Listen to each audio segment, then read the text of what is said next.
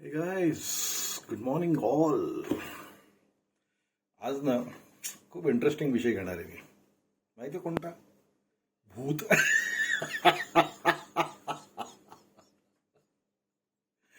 तुम्ही नुसतं भूत ऐकून जरी भिले असाल ना, भूत, तर समजून जा तुम्ही भूताला मान्यता दिली आहे. आणि भूत ऐकून जर तुमच्या मनामध्ये काहीच फरक नसेल पडला तर मी तुम्हाला गॅरंटीने सांगतो तुम्हाला कधीच भूतबाधा होणार नाही आहे. I am very sure about it. Okay, आता तुम्हाला माहिती आहे की मी हा विषय का घेतला नेमका, भूत या मॉडर्न एजमध्ये. मी ना ते आजकाल ना युट्यूब बघत असतो आणि त्याच्यामध्ये ना खूप साऱ्या ते आले यार, भूत उतरवणारे लोक आले, जे ते नाही का भूताला एंटिटी म्हणतात. Okay, and the surprising thing is that they charge in lakhs and crores.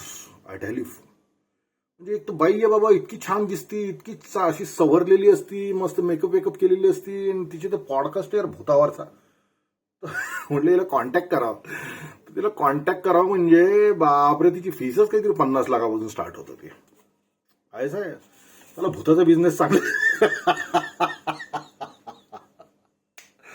Coming to the point boss, I tell you. तुम्हाला झालेत का कधी भूताचे अनुभव? नसतील झाले ना, मी सांगतो तुम्हाला, मला झालेले आहेत. स्पेसिफिकली माझ्या मामाला झालेले आहेत. ओके, ते अनुभव ऐकायचे आणि मग तुम्ही ठरवायचं. ओके, आणि how this works, how it is created in our mind, in our body, we will go accordingly. Okay, माझा मामा आहे ना, माझ्या मामाचं नाव मनू मामा आहे. असा मस्त इझी, असं लेड बॅक आणि असा डेड आदमी, असं डरता वरता नाही. त्याच्याने काय एकदम यंगर डेजची स्टोरी आहे. He was working in Chhatarpur all India radio. Okay, गावाच्या बाहेर राहायचं तो, आणि गावाच्या बाहेर असं घर होतं, त्या घरामध्ये राहायचं, आणि बाहेर असं एक स्लॅब होता, असं त्याला म्हणतात ना, असे अंगण टाईप होतं, आणि तिथे एकटाच राहायचा तो. ते एकदा काय झालं, झोपलो होतं म्हणे मी असं, आणि खूप असं रात्री म्हणे पाऊस वगैरे यायला लागला, असं वादळ वगैरे यायला लागलं म्हणे. मी सगळ्या दारा खिडक्या बंद करून म्हणे झोपायचा प्रयत्न केला म्हणे. तर तेवढ्यात की नाही माझ्या बेडजवळ म्हणे ना असा बाईचा आवाज आला म्हणे मला, मनू नींद नहीं आ रही क्या?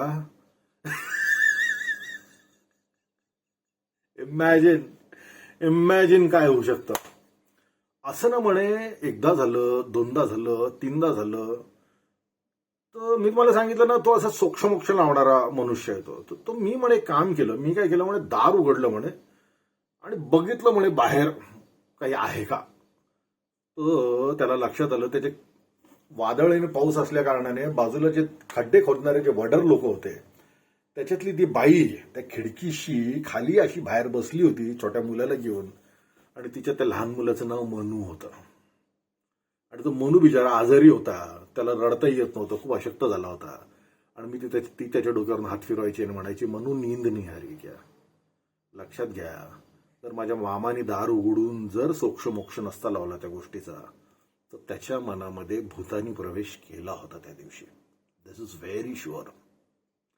त्याच्यासोबत अजून एक दुसरं उदाहरण झालेलं आहे. तो अजून कुठेतरी असं राहायचा नोकरीच्या निमित्त. तो काय झालं म्हणे, रात्री म्हणे ऑटोमॅटिकली नाही म्हणे माझी खिडकी उघडायला लागली म्हणे, खिडकीचा पल्ला उघडायला लागला म्हणे. तर मी म्हणे उठलो, तो खिडकीचा पल्ला बंद केला, ती चिटकणी लावली म्हणे अशी खालची, ती झोपून गेलो. पुन्हा झाली म्हणे खिडकी उघडली, अच्छा ती चिटकणी अशी म्हणे खाली व्यवस्थित, म्हणे असं पॉसिबल नव्हतं की म्हणे ती कोणी अशी लिफ्ट करू शकतं आणि खिडकी उघडू शकतं. आतमध्ये मी एकटाच होतो म्हणे रूममध्ये. असं दोनदा झालं, तीनदा झालं. आणि मी I am telling you know, तो असं भित्रा माणूस नाही, तो असं सोक्षमोक्ष लावणार आहे. तर मग मी काय केलं म्हणे, मी शांतपणे म्हणे बेडच्या कोपऱ्यात असा बसलो म्हणे आणि नुसतं ऑब्झर्व केलं म्हणे की खिडकी कशी उघडती स्पेसिफिक टाइम नंतर. तर त्याला लक्षात आलं, एक उंदीर त्या खिडकीच्या तिथून जेव्हा तो पास व्हायचा, तर त्याची पाठ जेव्हा त्या चिटकणीला लागायची, ती चिटकणी अशी वरती व्हायची आणि हवेच्या प्रेशरने ती खिडकीचा पल्ला उघडायचा.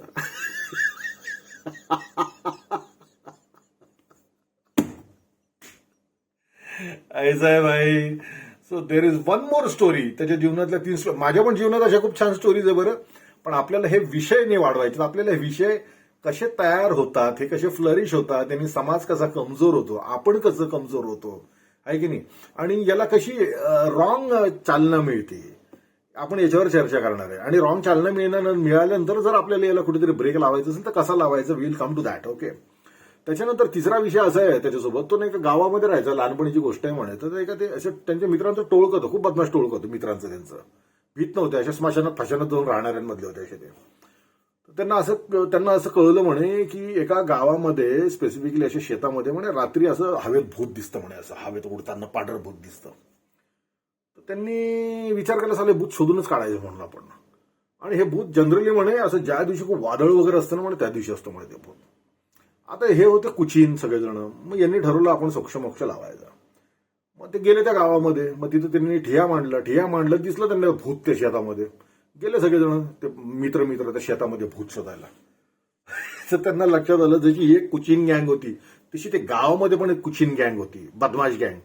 तर ते मुलं काय करायचे गावातले की ज्या दिवशी हवा वादळ वगैरे सुटायचं ना, ते झाडाला धोतर अशा पद्धतीने बांधायचे म्हणे की ते धोतरनं असं हवेत उडायचं म्हणे, असं वादळ आले की.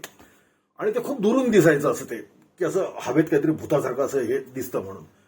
आणि हे मुलं खूप हसायचे. मग त्यांच्या त्या सगळ्या गावामध्ये चर्चा चालू झाली होती, भूत दिसतं हवेत उडतं वगैरे लाईक दॅट. यांनी सोक्षमोक्ष लावला त्या गोष्टीचा. So this is how it happen. माझ्या मित्राचं उदाहरण आहे. माझा मित्र ना, त्याला क्रिकेट खेळायला की नाही बॅट बॉल सापडत नव्हता.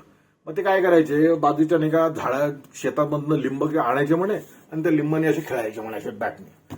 तर ते लिंब नाही का सगळ्यांच्या घरात जाऊन पडायचे म्हणे, असे फुटलेले लिंब. ओके. तर कोणाच्या घरामध्ये अशा ऑड फिगर जाऊन पडायचे 11, कोणाच्या घरामध्ये 5, कोणाच्या घरात 7. गावामध्ये चर्चा झाली, आमच्या घरात लिंब येऊन पडतात फुटलेले. झालं. असं आहे की भूताला मान्यता मिळते. ज्यांना माहित नव्हतं की क्रिकेट खेळतात आणि हे लिंब आपल्या घरात येऊन पडतात, त्यांनी भूताला मान्यता दिली. This is very simple, isn't it? असं आहे की आजकाल ना युट्यूबवरती बाई आहे, लाखो रुपये चार्ज करते बाबा तुमच्या अंगातलं भूत काढायला. लाखो करोडो रुपये, बरं काय सांगू तुम्हाला. And that has really worried me की यार आपला समाज कुठे चाललेला आहे, आपण कुठे चाललेलो आहे. आणि भूत नाही यार, आपल्या मनामध्ये हे लिटरली हे कुठेतरी निगेटिव्हिटी तयार करतात. आपल्याला इन्स्पिरेशन राहत काही करायचं. आपण असं तिथं अडकून पडतो. आपण त्याला मान्यता देतो की something is there inside me. Okay. आपण त्याला मान्यता देतो, ज्याला मान्यता देतो त्यालाच भूत म्हणतो. त्याला आपण ग्रो करतो, त्याला आपण खतपाणी घालतो अशा स्टोरीज ऐकून, भूताच्या स्टोरीज ऐकून. आणि हळूहळू ना ते शरीरामध्ये एक अशी ती एंटिटी तयार होती. हे लोक ते याच्याला एंटिटीज म्हणतात बरं भूताला. पण ही एंटिटी कशी तयार होती, जेव्हा तुम्ही ह्या विषयाला मान्यता देता, ऍक्सेप्ट करता, एक न्यूरोलॉजिकल पाथ तयार होतो आपल्या मनामध्ये. आणि तो न्यूरोलॉजिकल पाथ आपल्या शरीरातनं जातो, तो आपल्या मसल्समध्ये पण असतो. आपण जेव्हा त्याला मान्यता देतो तेव्हा तो जे एक आपण मार्ग तयार करतो, तो मार्गाला जेव्हा आपण मग त्या मार्गाला खतपाणी कशी मिळतात, जेव्हा आपण या सगळ्या स्टोरीज ऐकतो, त्याला असं दिसलं, त्याला तसं दिसलं, मला असं दिसलं, तो मार्ग अजून गडद होत जातो, अजून पॉवरफुल होऊन जातो. इतका पॉवरफुल होऊन जातो की अक्षरशः तो मसलमध्ये एक जागा घेतो, मसलमध्ये, नर्व्समध्ये. तर तुम्ही कधी बघा, त्याच्या पोटामध्ये भूत आहे, त्याच्या छातीमध्ये भूत आहे, त्याच्या पाठीत भूत आहे. So it is not at all like that. तो न्यूरोलॉजिकल पाथ नंतर त्या टिश्यूमध्ये आणि मसल्समध्ये त्या फिअरला इतकं जकडून ठेवतो, इतका पकडून ठेवतो की आपल्याला पण वाटायला लागतं हो यार काहीतरी आहे म्हणून त्याच्यामध्ये. So this is very simple. तर आता काय केलं, काही लोकांनी याच्यावर नाही का अशा मॉडर्न टेक्निक्स काढलेल्या आहेत. इसको बोलते कुछ तो भी न्यूरो लिंग्विस्टिक प्रोग्राम. आता न्यूरो लिंग्विस्टिक प्रोग्राम काय आहे, ज्याला मॅनिफेस्टेशन मध्ये म्हणतात आजकालच्या काळात. हा अँटीडोट आहे बरं याला. आपण ज्या गोष्टीला आपण म्हणतो ना भूत आहे त्याच्या विरुद्ध आहे. हे काय करतात हे लोक, हे म्हणतात तुम्ही तुमच्या शरीराशी मनाशी बोला, मी चांगला आहे, मी खूप छान आहे, मी आज काहीतरी पॉझिटिव्ह करणार. It is same as that. हो यार भूत आहे. तर हे जेव्हा तुम्ही शरीराशी बोलताना लिंग्विस्टिक प्रोग्राममध्ये काय असतं, तुम्ही व्हर्बली बोला, तुम्ही शांतपणे बोला किंवा तुम्ही ऍक्सेप्ट करून बोला. It is like that.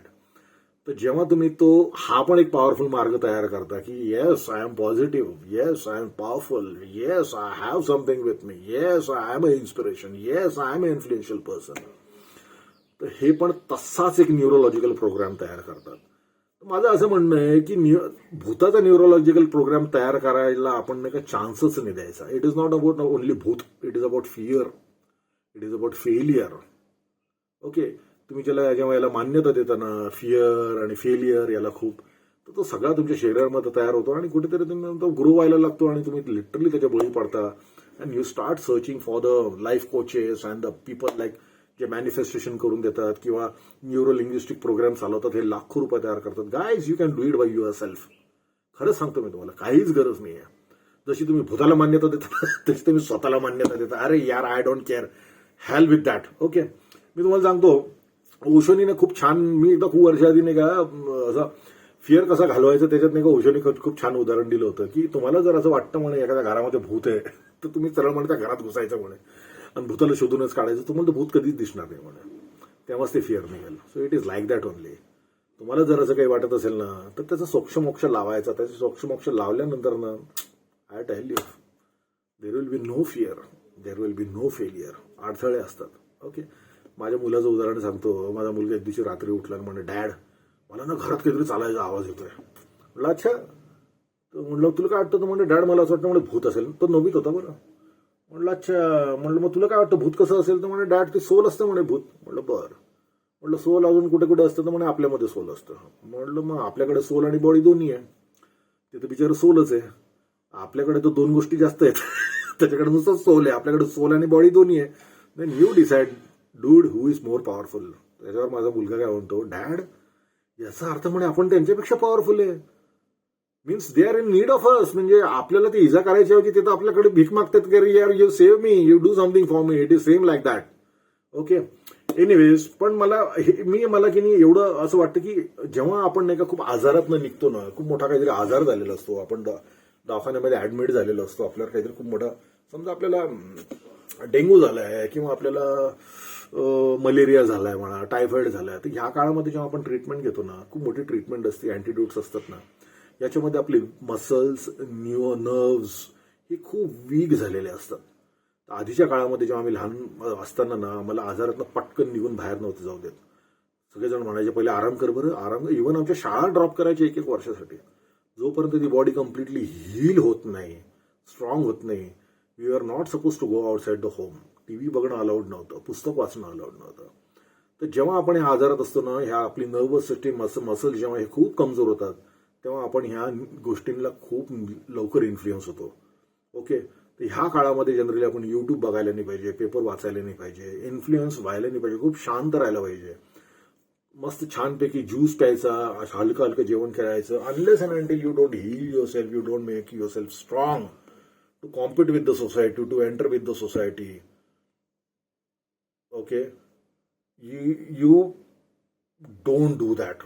Make yourself strong, heal yourself first. Okay, नंतर तुम्हाला ह्या गोष्टी इन्फ्लुएन्सच नाही करणार. So this is it guys. तर मनामध्ये जर भूत आलं असेल तर त्या भूताचे सोक्षमोक्षला, दिस इज व्हेरी सिम्पल. मी खूप साऱ्या स्टोरीज घेऊन आलो तुमच्यासोबत. आणि start manifesting with your self. जेव्हा मॅनिफेस्टेशन म्हणजे तसं नाही, जसे ते सांगतात तुमचं जसं रिदम आहे तुमच्या बॉडीचा, तसं जसं तुम्ही त्या भूताला मान्यता देता असं असेल का, तर तशी आपल्या शरीराला मान्यता द्यायची.